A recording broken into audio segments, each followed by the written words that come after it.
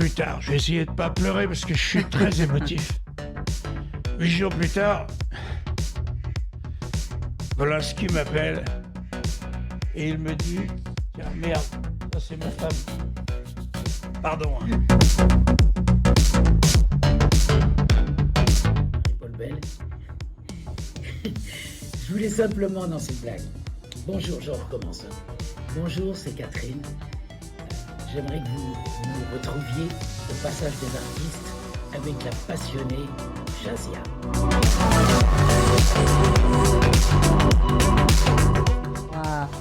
Ces trois éléments, parce qu'il faut que ce soit harmonieux, est-ce qu'on est un peu plus exigeant? Vous êtes comment au boulot? Plutôt tyrannique, plutôt cool dramatique. Ouais. C'est pour ça que c'est mon dernier disque. Je ne fais plus de disques. Ouais. C'est mon dernier album. D'abord parce que je ne me supporte plus en studio, moi-même.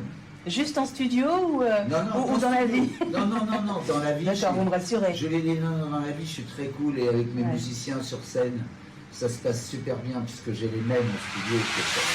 Arsène Radio. Arsène Radio.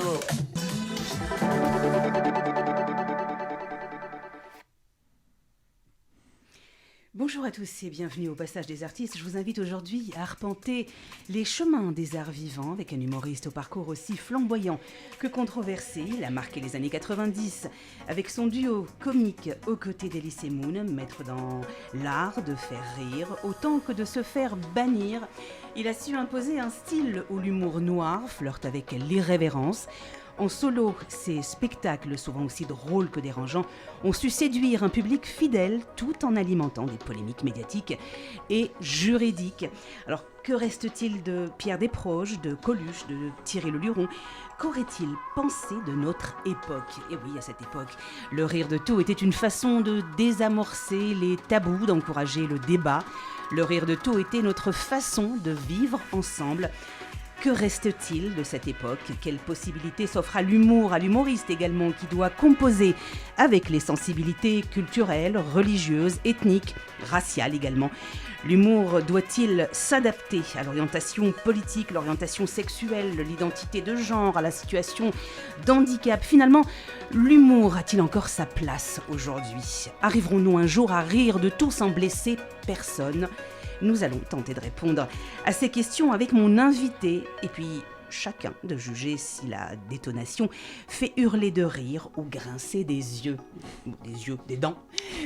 Bonjour Dieudonné. Bonjour. Bienvenue à vous au passage des articles, des artistes. J'avais envie de pouvoir échanger avec vous parce que je m'étais dit mais qui mieux que Dieudonné peut nous parler de liberté d'expression et de l'état de l'humour aujourd'hui? Alors effectivement, je suis devenu une sorte de révélateur chimique de ces contours de la liberté d'expression. J'ai été pendant des décennies, même plus de 20 ans. 21 ans, bientôt, ouais. Le 1er décembre 2003. C'est ça. Voilà, donc ça fait 21 ans. Un épouvantail donc dans ce champ de l'expression. Il y a un ministre d'ailleurs qui disait la liberté en France elle est totale, la limite c'est Dieudonné. Donc voilà, je l'ai incarné pendant un certain temps. Puis les choses vont un peu mieux, se sont un peu calmées ces derniers temps, tant mieux. Je vais pouvoir travailler avec des gens avec qui j'ai envie de travailler depuis toujours. Mais bon, l'humour c'est aussi très culturel, c'est très compliqué, on peut rire de tout, je crois, moi, et même si ça dérange parfois. Moi j'ai grandi avec un Michel Leb qui riait de la culture noire, africaine. On se souvient de ses narines ou ses lunettes, on ne sait plus. C'est ça. Puis il faisait clairement le singe, quoi. Il nous associait donc à ses faciès simiesques. Pourquoi pas? Je veux dire, bon, c'est étonnant quand c'est un noir qui le fait. Ça vous choquait à l'époque ou pas? Non, mais je pensais que je pouvais faire la même chose. Ouais. Voilà. Et puis j'ai compris que non. Et j'ai compris que... Parce que bon, la grande différence aussi avec... les autres humoristes, c'est que ce sont mes origines, c'est que je suis un humoriste franco-africain, franco-camerounais, et donc c'est Aimé Césaire qui me disait « Rire avec la souffrance nègre, vous allez déranger du monde ». Le rire de l'esclave dérange, mais c'est aussi le rire qui a fait rire beaucoup les Gilets jaunes, qui a fait rire ce public français qui se sent aujourd'hui traité comme du bétail avec l'obligation vaccinale. Donc en fait, voilà, moi je suis le mélange de civilisations, de peuples, et que je connais bien, les deux. Et je me suis amusé avec tout ça. Et aujourd'hui, je suis dans l'âge de la transmission. Donc j'ai pu provoquer l'envie à certains jeunes artistes de faire ce métier. Jamel Kaïbou notamment. Oui, Jamel Kaïbou, avec qui je suis sur scène en ce moment. Donc n'hésitez pas, sur la Diodosphère, vous allez. De toute façon, je remplis les salles. Là, on a fait plus de 1000 personnes juste en Martinique. C'était extraordinaire, d'ailleurs, sans affiches, le monde change. Et puis on l'a vu récemment avec mes passages dans certains médias, on peut pas dire alternatifs, mais les résultats, j'espère que ce sera la même chose avec votre émission, c'est qu'il y a une curiosité. Ils ont fabriqué un monstre et les gens sont simplement curieux de voir le monstre. Donc, en fait, je suis pas un monstre, ou alors un monstre du rire, peut-être. Mais vous arrivez quand même à en rire, puisque le titre de votre spectacle, c'est Jamel et la bête. Ouais.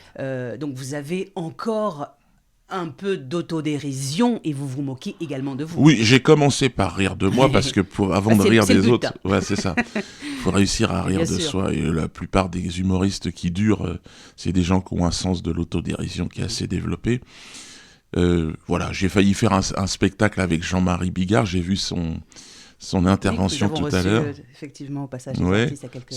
C'est dommage, on aurait pu s'amuser, parce que l'idée c'était ça. Moi j'arrive à la soixantaine, lui 70, et c'était de dire on s'est marré toute notre vie. Ouais. Et pourquoi ça s'est pas fait avec beaucoup de pression à l'époque, et en toute honnêteté, si vous voulez, il a subi des pressions, et je l'ai compris d'ailleurs. Et puis j'espère qu'on aura encore l'occasion maintenant de se retrouver, puisque ça s'est quand même considérablement calmé, les choses. Et c'est dû à quoi, justement? Parce que vous le dites effectivement régulièrement, les choses se sont calmées.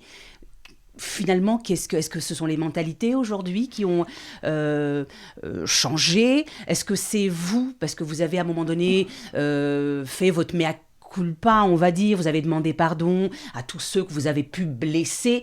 Est-ce que c'est ça ou est-ce que c'est le tout qui a fait? Alors c'est vrai que j'ai fait ce pas, alors parce que je suis chrétien, et que au centre de cette culture même, parce que c'est même pas une histoire de religion, je pense qu'on est très nombreux en fait à être chrétiens, même de culture chrétienne, c'est simplement même dans l'art et dans la culture générale, le pardon est au centre de notre culture.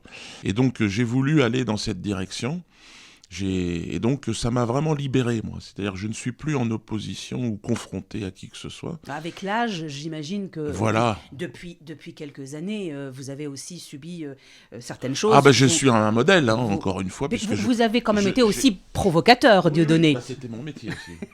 Bon, mais vous voyez, j'ai mon bracelet électronique à la cheville. Oui. Je vous le montre quand même parce que j'en suis assez fier. J'en suis assez fier dans le sens où je pense qu'on est tous plus ou moins sous contrôle. Moi, je suis officiellement, j'ai ce bracelet, ça me donne, j'ai des heures pour pouvoir sortir de chez moi. Autrement, j'ai un numéro de détenu, un numéro d'écrou, on appelle ça. Je suis détenu à domicile. J'ai 37 condamnations pour des sketchs. Alors, il y a beaucoup de gens qui viennent me dire « Oui, mais quand je comprends pas, Pierre Palmade, lui, il a même pas de bracelet. » C'est vrai. Ouais. Mais votre bracelet, c'est par rapport à quoi? Moi, mon bracelet, c'est... il y a un ministre qui disait il faudra l'avoir sur le plan fiscal. Donc, alors, je n'ai pas volé d'argent à l'État, moi, mais je n'aurais pas fait une déclaration de TVA de 27 000 €. Et pour ça, on m'a condamné à 2 ans de prison. C'est extraordinaire. Ils m'ont comparé à Al Capone. Alors que j'ai payé des millions d'impôts, et pour 27 000 €, donc on me condamne à 200 000 € d'amende, et à 2 ans de prison, et en plus, interdiction de faire mes spectacles. Donc c'est interdiction de travailler pour pouvoir payer. Non, il y a vraiment eu... un acharnement. C'est une mascarade, c'est politique. On le voit d'ailleurs en ce moment aussi à un autre niveau, même si c'est avec l'argent public, mais le procès avec Marine Le Pen, c'est tout aussi scandaleux. Si vous voulez, c'est-à-dire, ils l'ont tous fait, ils vivent tous. Alors eux, en plus de ça, ils vivent à la mangeoire de l'État. Moi, c'était avec l'argent de mes spectacles. Ouais. Donc, sur les spectacles, pour l'instant, ils n'ont pas osé Alors ça c'est en train d'arriver là. J'ai une dernière condamnation pour les spectacles, donc où c'est 6 mois. Mais ils osent pas aller dans les années de prison. Donc en général 6 mois c'est aménageable en travail d'intérêt général ou alors en bracelet. Donc moi je suis sous bracelet, Et mais vous j'assume arrivez pleinement. à gérer justement toutes ces contraintes liées à votre condamnation, donc ce bracelet-là, et vos spectacles. J'en suis fier de ce bracelet parce que Ouais. quand je regarde mon histoire, quand je sais d'où je viens, moi, je sais que je suis un nègre, un descendant d'esclaves. Quand j'étais encore il n'y a pas longtemps aux Antilles, nous ne sommes pas traités de la même façon. Aujourd'hui, la vie aux Antilles, c'est incroyable. Les produits sont plus chers qu'en France. C'est hallucinant. L'esclavagisme, il a changé. Et c'est toujours les béquets qui tiennent. Et c'est ce sont les béquets qui me disent, bah, toi, t'es pas drôle, toi, t'es drôle. C'est extraordinaire. Puis la justice qui est entièrement aujourd'hui. Vous savez, j'étais sur le mur des cons du syndicat de la magistrature. Ça en dit long, si vous voulez. C'est-à-dire que je suis officiellement un con pour ce syndicat de la Oui, bien sûr, magistrature. mais Donc, vous n'êtes pas malheureusement, vous n'êtes pas le seul. C'est vrai que je peux dire le- aux Français, vous êtes considérés comme des cons. Voilà. Mais moi, au moins, on me l'a dit. Donc, alors, donc, quand ces mêmes personnes me jugent et me disent, bah, tu dois aller en prison, je dis, j'y vais. De toute façon, on est en tôle. Ouais. Et mes ancêtres étaient en tôle. Et puis, la justice que vous représentez, elle s'adapte à tout, quoi. Elle s'adapte aux nouveaux qui ont le pouvoir. Entre 40 et 45, ils étaient bien. Ce sont les mêmes, ils sont... Bon, que ce soit les nazis au pouvoir ou De Gaulle, ça change rien pour les juges. Ceux qui Dites-moi, payent, quoi. Dieudonné, on va parler de vos débuts. Parce que Ouais. vos débuts, c'était formidable. C'était d'abord à l'école, donc vous rencontrez Elie Semoun. votre pote Elie Semoun, donc au lycée, je crois que c'était en terminale, si mes souvenirs sont bons. Vous étiez vendeur de voitures à l'époque. Après. Comment ça? Alors, racontez-nous un peu la Après, chronologie. on a arrêté, lui et moi, après le bac, et puis il a fallu manger. Donc moi, j'ai commencé par vendre des voitures, parce que j'aimais ça, j'aimais les voitures, et puis j'aimais la vente. Puis ça m'a permis de rencontrer plein de gens. Quand Ouais. vous montez un dossier de crédit, c'est extraordinaire, en fait, vous parlez de leur vie, et j'ai vu plein de personnages. Bon, je l'ai fait pendant 6 mois, hein. Mais ça m'a permis, puis comme ça a marché très vite, j'ai été sur scène et j'ai fait... regarde, si j'ai eu un métier, mis à part le métier d'humoriste, ça a été vendeur de voitures. Et qu'est-ce qui est le plus compliqué? C'est de vendre des voitures ou faire des spectacles et faire rire des gens?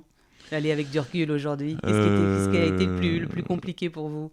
Non, moi c'est une vraie passion, la scène. C'est pas le métier de la vente, c'était un métier quand même très alimentaire aussi, donc c'était, je peux pas dire, mais même si j'aime bien les vendeurs, j'aime bien les, je trouve qu'il y a une façon aussi d'aborder l'autre, aimer l'autre, essayer d'être son ami. C'est assez amusant, un vendeur, en fait.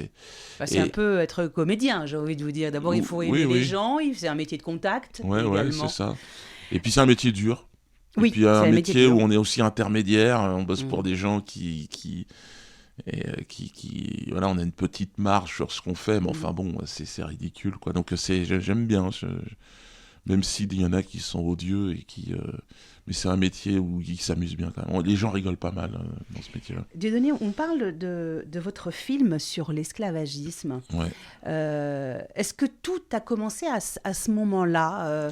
Il y a eu donc une demande de subvention, pour le Code Noir, qui a été refusée.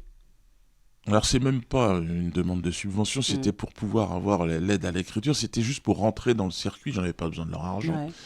Mais comme ils avaient donné de l'argent pour je ne sais quel sujet commémoratif, je me suis dit ça serait bien pour la première fois de faire un sujet sur le Code Noir. C'est un manuel qui réglementait le commerce des esclaves, mais surtout la réalité juridique de l'esclave qui devenait un bien meuble. Bon, bref, l'idée était d'évangéliser un petit peu ce commerce qui était quand même particulièrement violent. Et donc j'ai trouvé intéressant de faire un film sur le sujet. Et là j'ai été très étonné de m'apercevoir que pour le CNC, ça n'était pas un sujet. Et alors que les mêmes années, ils ont fait je ne sais combien de films sur la Shoah. Alors je me suis dit, pourquoi cette compétition victimaire organisée, pourquoi cette hiérarchisation dans les souffrances? Et j'en ai parlé. Et ensuite, je m'en suis amusé. Moi, je n'ai jamais fait de sketch antisémite au sens vouloir exterminer les juifs, jamais. Ou inciter à la haine envers les juifs, jamais. Je n'ai jamais fait d'amalgame, j'ai commencé avec Elie, donc je savais faire la part des choses. Mais ce qui me paraissait très extraordinaire, c'est cette compétition victimaire qu'organisait l'éducation nationale, les médias, autour d'une souffrance qui serait la souffrance de Lumière, une souffrance unique. Et on voit bien dans les médias, ils nous ont recommencé leur petit cinéma avec le 7 octobre, avec tout ça, où tout le monde s'arrête parce qu'effectivement, on a la communauté juive qui a un petit peu mal au cul. Et ça, c'est quelque chose, si vous voulez, moi je dénonce la montée de l'antisémitisme, mais il y a une bonne partie de l'antisémitisme qui est fabriquée, qui est créée, qui est instrumentalisée, et qui sert les intérêts d'associations mafieuses, comme le CRIF ou la LICRA. Je l'ai toujours dit, je continuerai à le dire jusqu'à la fin des temps, et je pense que nos compatriotes de la communauté juive sont les premières victimes de cette mafia immonde, odieuse, médiocre et vulgaire. Alors, moi, j'ai une question à vous poser, et moi, ayant des origines ou de culture, on va dire, musulmane, il y a des choses qui me gênent, et notamment cette manipulation un peu nauséabonde, ici en France, qui dessert d'ailleurs toutes les communautés, puisque ça fait monter le racisme, ça fait monter l'antisémitisme, ça fait monter la haine en France, alors que, vous le disiez très bien, il y a une hiérarchisation. Bon. Évidente, je veux dire, il faut être malhonnête pour ne pas l'avoir. Pourquoi pas? Je veux dire, c'est très subjectif. On peut le croire, on peut ne pas le croire. Moi, je respecte ceux qui le croient.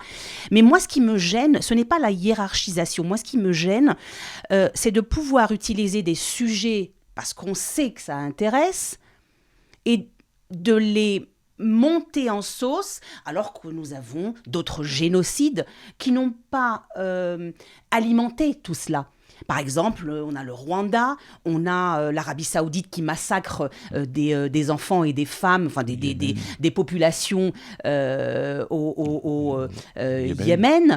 On a le Darfour, il y a des choses abominables. Alors moi, voilà, c'est ça qui me gêne un peu. Pourquoi? Parce que vous dites hiérarchiser. Pourquoi j'ai moi cette impression qu'il y a aussi Gaza, bien sûr, on ne peut que s'émouvoir de ce qui se passe pour les populations civiles. Je l'entends et je suis de tout cœur avec toutes les populations qui souffrent aujourd'hui pour presque rien, j'ai envie de vous dire.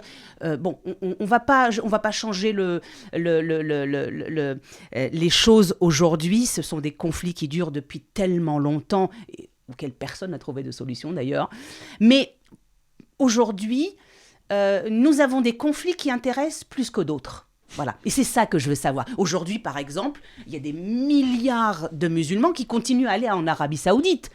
Pourquoi ne pas boycotter, par exemple, l'Arabie Saoudite qui massacre d'autres musulmans? Alors, est-ce que ça passe mieux quand c'est des musulmans entre eux? Voilà, moi, c'est ça que j'aimerais avoir votre position de donner.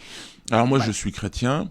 Ce que j'observe, c'est qu'il y a une islamophobie hystérique dans les médias qui sont objectivement sous le contrôle des sionistes. Quand je dis les sionistes, c'est pas les juifs de France, attention. Hein. Toujours bien faire la différence, c'est que les juifs de France sont les premières victimes de cette mafia. Alors selon vous, c'est quoi la différence entre sionistes et juifs? Ah bah ça n'a absolument rien à voir. Les juifs de France sont nos compatriotes.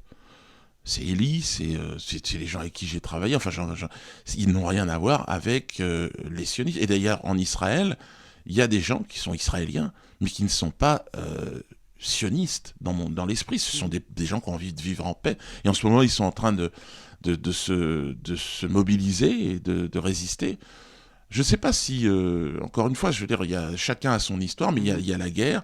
Bon, moi, je vois en France, vous parliez de hiérarchisation, moi, je pense qu'il y a une islamophobie qui est entièrement débridée. Zemmour nous l'a montré. Et puis, il y a une ultra-sensibilité sur les questions de l'antisémitisme, qui sert de bouclier aux sionistes, alors que les juifs de France en souffrent. Et c'est pour ça qu'aujourd'hui, moi, grâce à un moment donné, à cette séquence du pardon, j'ai pu rentrer en contact avec des Juifs de France qui sont venus me soutenir, me dire, mais vous avez parfaitement raison, depuis le départ. Et vous avez des personnes, justement, de confession juive qui viennent voir vos spectacles. Oui, il y en a plein vous de plus en applaudir. plus. Ouais. Il y en a de Et vous plus disent en plus. quoi exactement par rapport Mais à... on est les premières victimes de cette Ouais. mafia, c'est ce qu'ils me disent. Bah, c'est un peu comme les musulmans d'ailleurs, hein. Ils Oui. le disent très souvent. Oui. Nous sommes aussi victimes des terroristes, de tous C'est ces... ça. Moi, je travaille là en ce moment. J'ai sorti un livre le 13 novembre, justement, avec Mohamed Abdeslam, le frère des 2 terroristes de la famille Abdeslam. Lui était victime de cela. Pourquoi ? Parce qu'il a tout fait pour. Il est même allé jusqu'à les dénoncer. Et rien ne s'est fait. Les dysfonctionnements sont énormes dans cette affaire. Si vous voulez, si moi, c'est cet homme-là, qui quand même, faut le faire pour aller dénoncer ses frères, quand même. Eh bien, il l'a fait. Et qu'est-ce qu'il a à se reprocher, lui ? Rien. Et pour dire que c'est ça aussi, et qu'il a toujours eu des discussions avec son frère pour dire, ce n'est pas l'islam que vous défendez. Ça n'a rien à voir avec l'islam. Vous êtes en dehors de l'islam. Vous servez le diable. Et c'est vrai. Et donc, c'est... Bon, j'ai voulu faire ce livre, et on va faire d'ailleurs un documentaire, parce que j'ai appris tellement de choses sur les coulisses de ces attentats. Bon, moi, je suis un humoriste, hein, donc il faut rire de toute urgence. Et il y a des situations qui sont tellement extrêmes. Alors, le prochain spectacle, d'ailleurs, s'appelle 13 novembre, et je vais essayer de rire.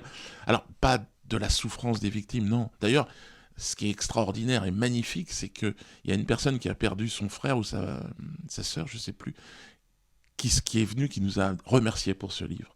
Voilà, c'est ça que je trouve extraordinaire. C'est-à-dire que le procès spectacle qu'ils ont fait où personne n'a rien appris, il n'a servi à rien. Les stages de déradicalisation en prison où on leur apprend à faire des cookies et du macramé, ça ne sert strictement à rien. Par contre, lorsque vous entendez le frère, effectivement, de l'un de ces terroristes,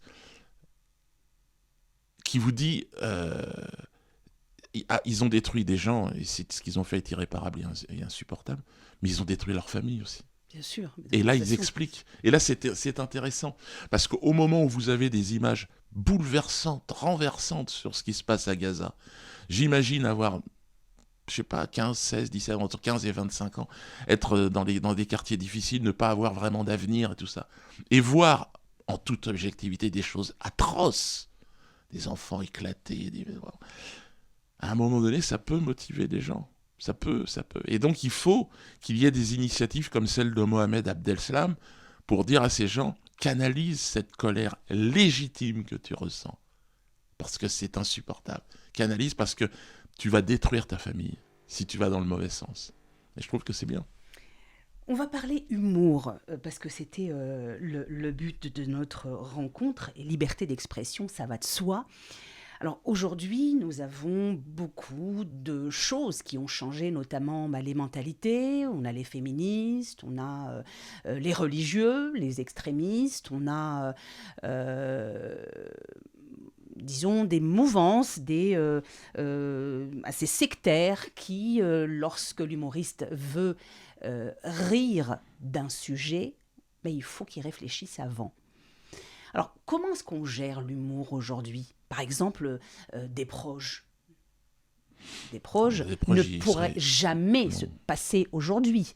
Alors, pourquoi est-ce qu'ils pouvaient passer il y a 40 ans et pas aujourd'hui ? Qu'est-ce qui, selon vous, qu'est-ce qui a changé ? Qu'est-ce qui s'est modifié dans la société ? Il y a un cadre, il y a un seul sujet, soyons très clairs, sur qui est interdit. Vous pouvez faire à peu près tout ce que vous voulez.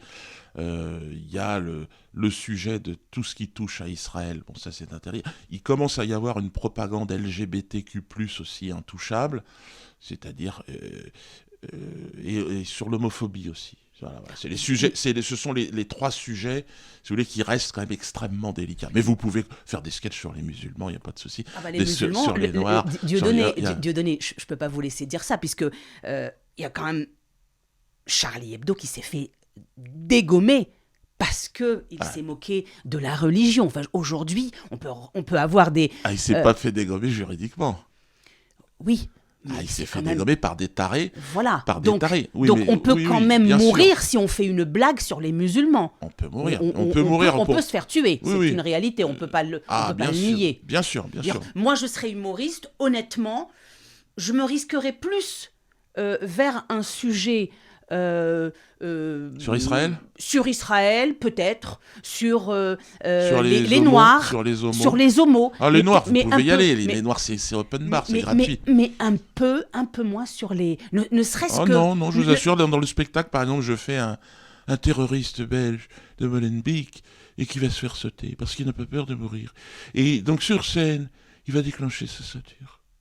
Oui. Alors comme ça, dit comme ça ne fait pas rire, bien sûr. Mais les gens rient Ouais. beaucoup parce que, en réalité, ce qui est extraordinaire, c'est qu'est-ce qui se passe dans la tête de cet individu qui va déclencher, qui va tirer sur la chevillette et la bobinette. Et en fait, en plus, bon, moi, évidemment, c'est un spectacle. Donc moi, son déclencheur glisse et tombe dans son froc. Et donc, il n'arrive pas à le déclencher, si ce n'est en serrant les fesses à un moment donné. Donc, ce qui lui permet d'avoir une gueule de con. Mais moi, ce qui est extraordinaire, c'est se moquer de la bêtise de cette personne. Vous voyez. C'est un abruti. Avant d'être de tout. C'est d'abord c'est un con, quoi. Et c'est un con qui a été manipulé. Mais alors, on est tous manipulés aussi, hein. Faut bien voir qu'on se lève le matin pour aller bosser, toucher des euros qui ne valent plus oui, rien du tout. bien sûr. Donc Mais on ne tue est des personne cons. pour ça. Alors, on ne tue personne pour ça. Vous voyez, là, en ce moment, on est en train de travailler pour payer des armes à l'Ukraine. Donc, on est complice d'un génocide, là. Enfin, c'est parce que, pour moi, c'est envoyer des armes, c'est pas pour se dire bonjour, hein. Donc, on participe. Mais le génocide, il est des deux côtés. Dans ma tête, si vous voulez, quand je parle d'un génocide, on est à 1 million de morts ou 500 000 morts, je ne sais plus combien, avec les armes qu'on envoie. Alors écoutez, si là on n'est pas complice de Mais quelque chose... c'est malheureusement depuis la nuit des temps. On est d'accord. Je veux dire, nous avons envoyé des soldats... Oui, mais pourquoi s'émouvoir de 11 mecs qui arrivent à Paris qui font effectivement des bêtises, alors que nous, on participe, c'est bien plus important, hein, les morts Bien qu'il y a sûr, là-bas. bien, évidemment. Mais par contre, on n'a pas l'impression parce qu'on ne le voit pas. Mais en fait, on envoie des armes et là, depuis hier, les États-Unis ont annoncé que les Ukrainiens pourront envoyer des missiles sur la Russie. Et la Russie avait prévenu que c'était la ligne rouge. Donc là, qu'est-ce qu'on fait là-dedans ? Moi, je veux dire, j'ai absolument pas envie d'envoyer des missiles, ni sur les Ukrainiens, ni sur les Russes. Je pense que beaucoup de Français seraient d'accord avec vous. C'est ça. Et donc, moi, j'ai envie de dire aux Russes, ne vous énervez pas. Mais il faut arrêter de livrer des armes à l'Ukraine. C'est une évidence. Si l'Ukraine n'a pas les moyens d'avoir des armes pour se défendre, je veux dire, ils vont pas entraîner les autres dans leur folie. Et puis les Américains, heureusement, d'ailleurs Trump a été élu, et il va arrêter la guerre, j'espère, mais on a l'impression que l'autre, comme il voit que les choses s'organisent mal, il se précipite, parce que là, c'est très très grave. Alors moi, je ne suis pas géopolitologue, je n'ai rien à voir là-dedans, je suis humoriste, mais l'idée, ce serait quand même d'essayer d'éviter la guerre.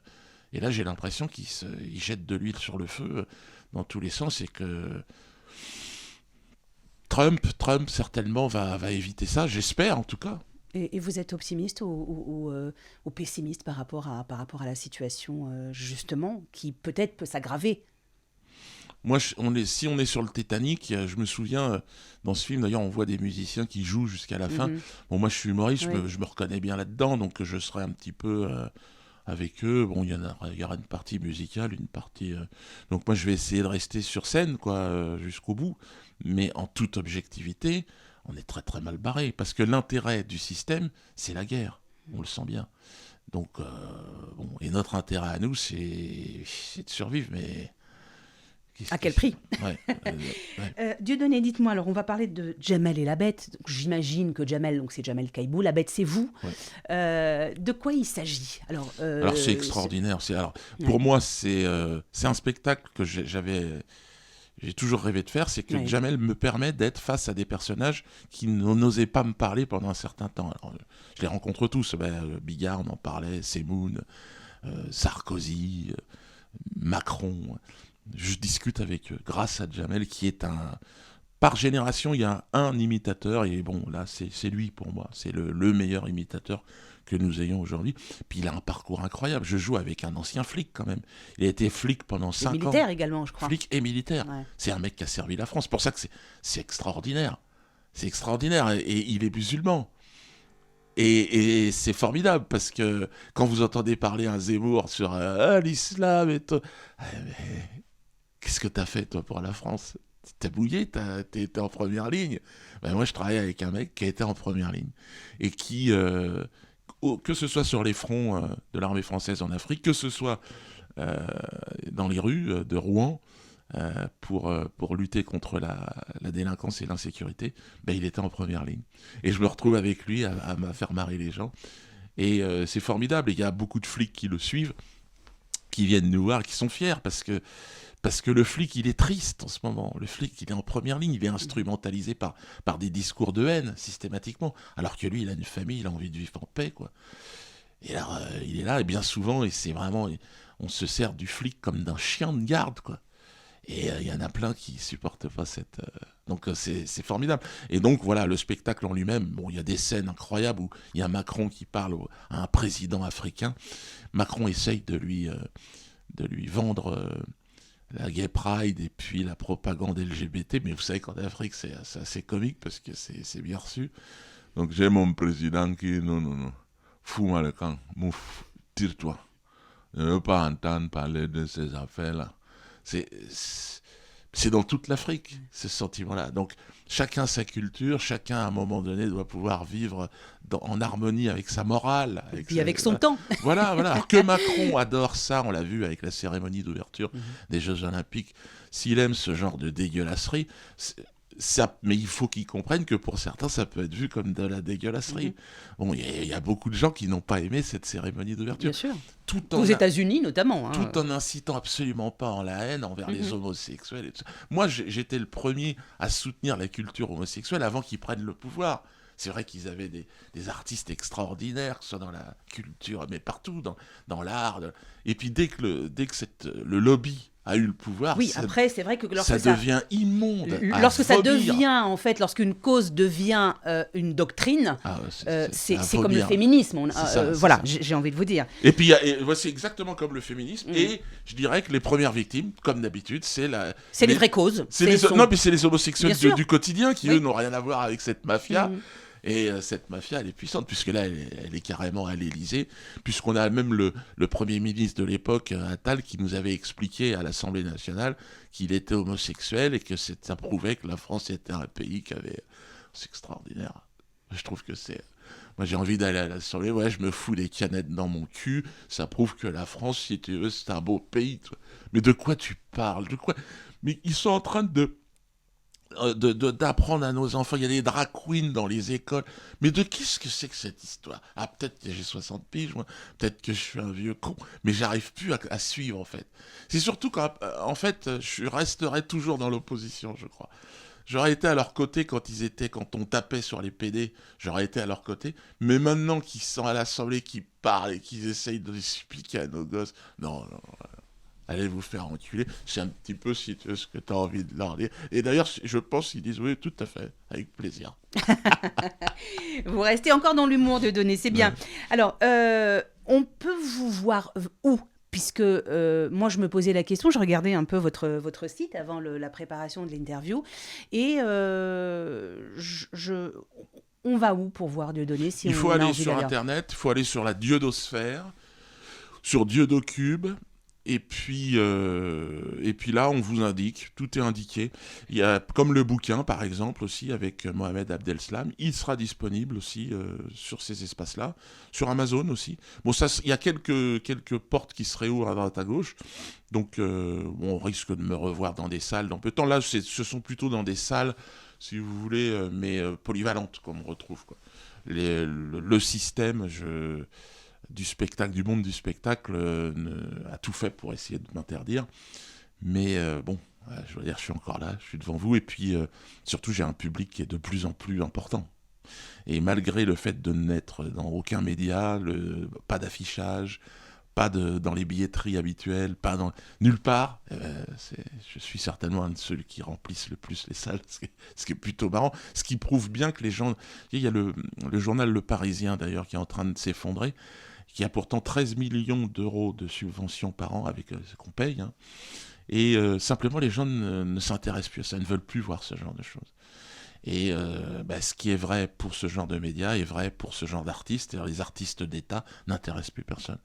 Et on l'a vu d'ailleurs avec les présentateurs vedettes, que ce soit Hanouna, Arthur, qui essayent de faire du spectacle, ça marche. Les gens ne veulent pas les voir. Alors, vous avez le don, j'ai envie de vous dire, d'écriture depuis vos débuts, parce que vous écrivez vos spectacles. Oui, c'est mon premier métier, c'est ça. Ouais. Vous écrivez vos spectacles. Est-ce qu'aujourd'hui, il y a des moments quand même où vous dites oh, ça c'est drôle, mais c'est drôle pour moi, je pense que je vais éviter. Est-ce qu'aujourd'hui, en tant qu'humoriste, vous réfrénez ou est-ce que vous y allez? Moi, je suis en train de travailler sur une loi qu'on voudrait défendre, c'est le droit de dire tout ce qu'on veut sur scène. Vous avez le procureur, je le connais bien, hein, il a une immunité de parole, le procureur. C'est-à-dire qu'il est devant un débat public et il parle, il peut dire ce qu'il veut. Il peut vous insulter, il peut dire chancule ta mère, ils ne peuvent pas être poursuivis. Ça s'appelle une immunité de parole. Mais ce serait quand même la moindre des choses qu'un artiste sur scène ait une immunité de parole. Si vous ne voulez pas l'entendre, vous n'allez pas l'entendre. Et puis autrement, ceux qui y vont, ils vont pour entendre ce qu'ils ont envie d'entendre. Et ça serait... à partir du moment où on accorde une immunité de parole à certains, je ne vois pas pourquoi on ne l'accorderait pas en premier lieu aux artistes.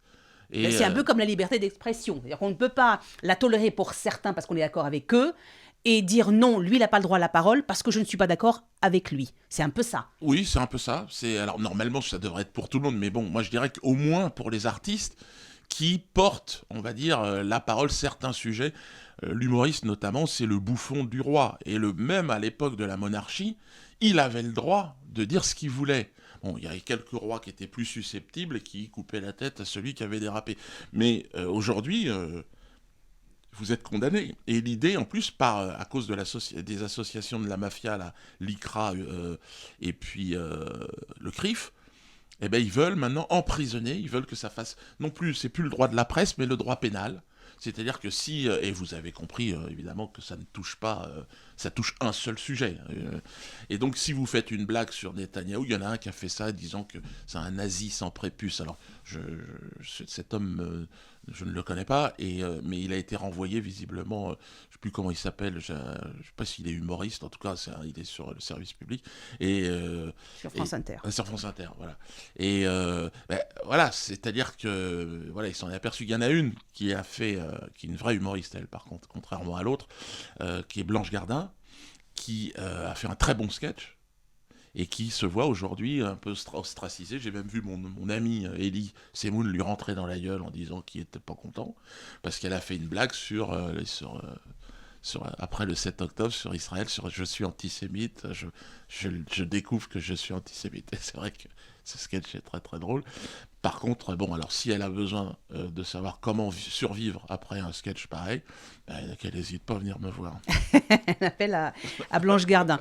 Alors, moi, je vous avoue, parce qu'on finit l'émission, je vous avoue que parce que vous parliez il y a quelques temps lors d'une émission avec donc son animateur, où vous disiez, bon, je comprends, la presse, effectivement, il y a l'instinct de survie.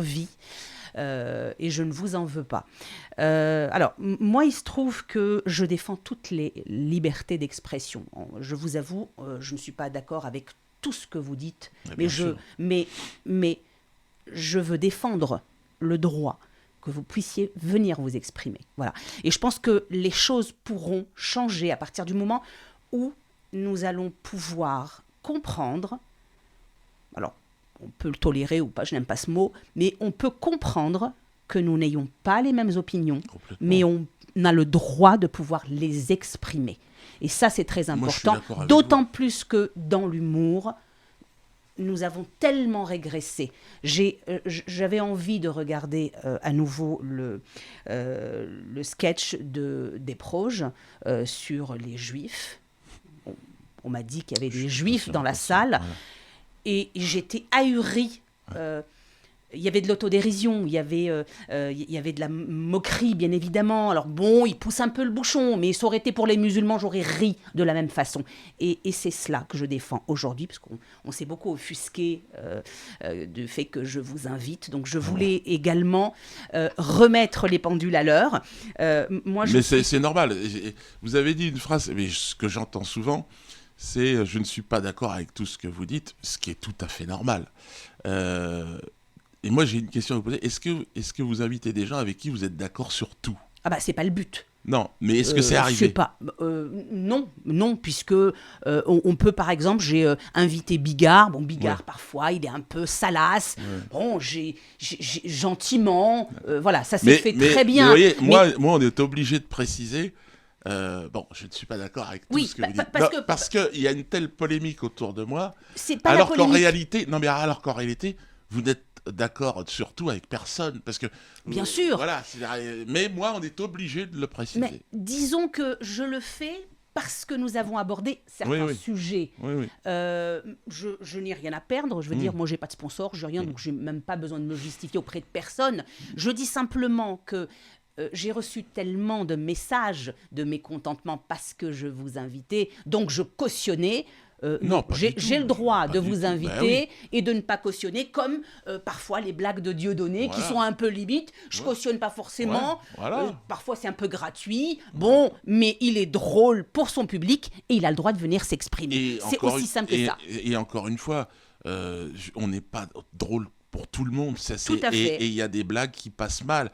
Et s'il y a des blagues qui blessent, qui heurtent, qui choquent, qui dégoûtent, mais ça j'en choque suis désolé. Tout le monde, de toute façon. Et j'en suis désolé, et je m'en excuse en plus. On choque toujours quelqu'un lorsqu'on fait de l'humour. Elles font rire beaucoup de gens aussi. Et des gens qui n'ont pas la même culture, c'est tout, qui n'ont pas la même histoire. Et des gens qui me ressemblent quelque part et qui vont rire des mêmes choses que moi. C'est comme la musique, l'humour, il y a chacun son style. Et on ne peut pas faire rire tout le monde, ça c'est une évidence. Mais je suis arrivé à un niveau d'infréquentabilité. Pour ça, je m'amusais simplement à souligner qu'on est obligé, je l'ai vu avec Guillaume Play il n'y a pas longtemps, de prendre des précautions pour toujours prendre une distance avec moi, qui est tout à fait normale, mais qu'on doit avoir avec tout le monde. Bah, tout à fait. Sauf que voilà, moi lorsque j'invite des artistes, nous ne parlons pas de certains sujets. On parle de leur spectacle, on parle de leur film. On parle de rien du tout. Non, mais on parle de rien. Quand je dis de rien, on parle de ce qui ne dérange pas. Voilà.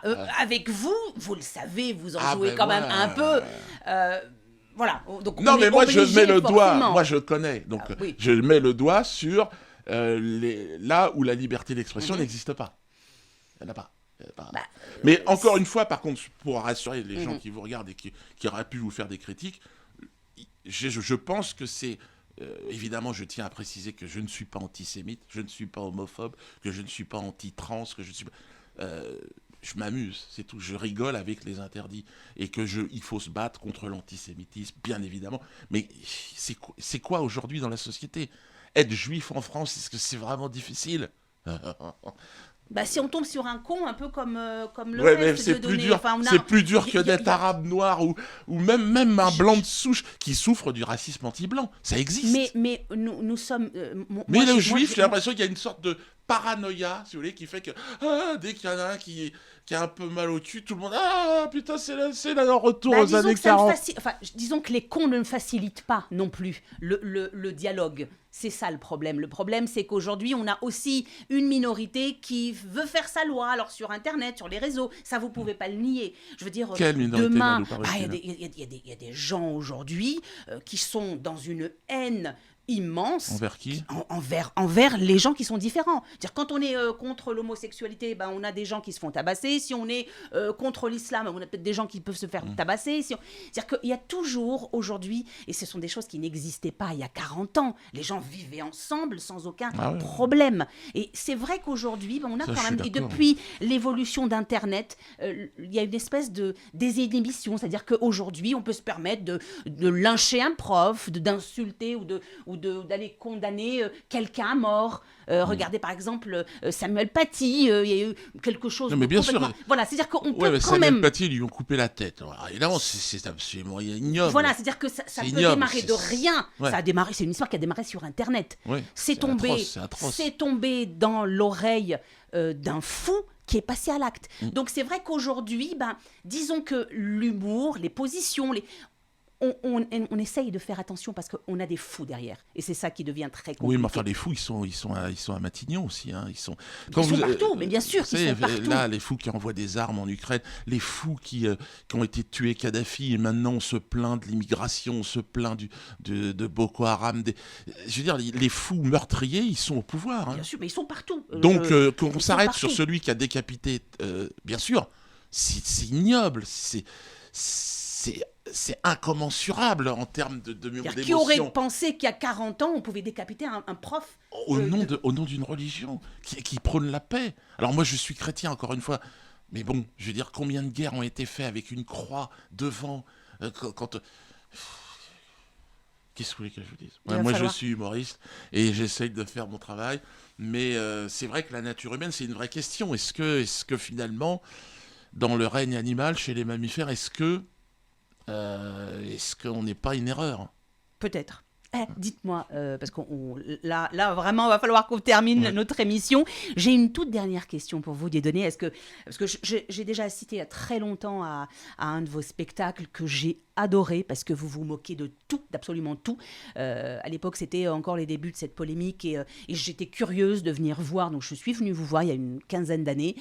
Donc, je suis venue vous voir et effectivement, vous vous moquez de toutes les religions. Est-ce que...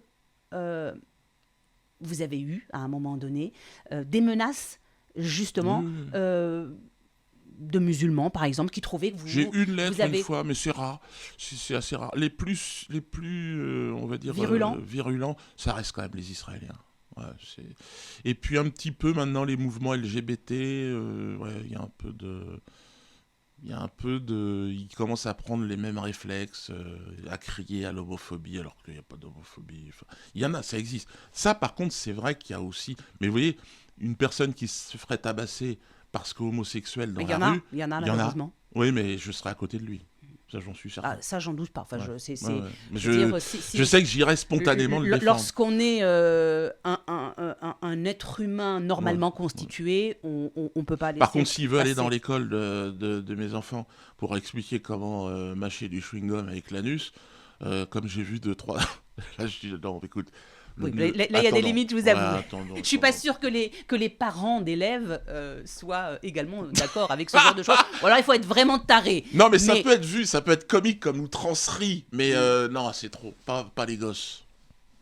Dieudonné, merci beaucoup. Ben, merci. Ravi de vous avoir, en tout cas, dans mon émission. Vous venez quand vous voulez, bien évidemment. Gentil. Merci beaucoup. Je crois que le 22, vous êtes à Annecy. Oui.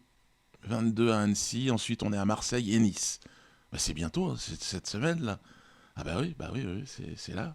Quand ça va être diffusé, cette émission, je serai en route. Et vous appréhendez comment ? C'est toujours un plaisir. Donc là, il y aura suspension de peine. On va me retirer mon bracelet vendredi matin, et puis je devrais le remettre mardi en rentrant de Nice. Bon, écoutez, en tout cas, bonne route à vous. Merci. Et j'ai envie de finir avec Desproges, qui avait été un jour interviewé par un journaliste qui lui avait dit mais comment ça se passe lorsque vous faites des blagues parfois perçues comme antisémites, notamment son célèbre sketch. Et il a eu ce génie, Pierre Desproges, de répondre tout le monde a ri dans la salle.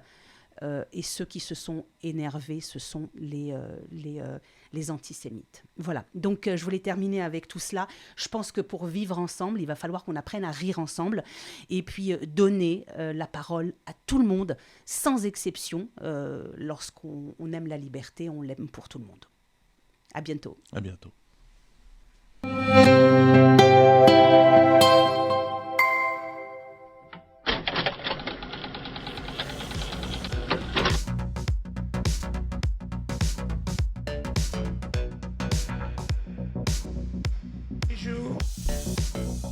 Plus tard, je vais essayer de pas pleurer parce que je suis très émotif. 8 jours plus tard, Polanski m'appelle et il me dit « Tiens, merde, ça c'est ma femme. Pardon. » Paul Bell. Je voulais simplement dans cette blague. Bonjour, je recommence. Bonjour, c'est Catherine. j'aimerais que vous nous retrouviez au passage des artistes avec la passionnée Jazia.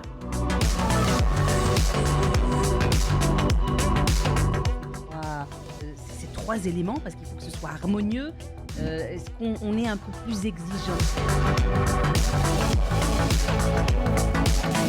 Vous êtes comment au boulot? Plutôt tyrannique, plutôt cool dramatique. Ouais.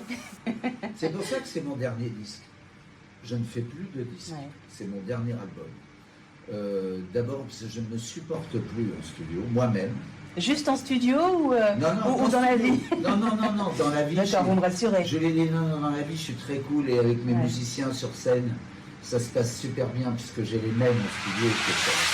Arsène Radio. Arsène Radio.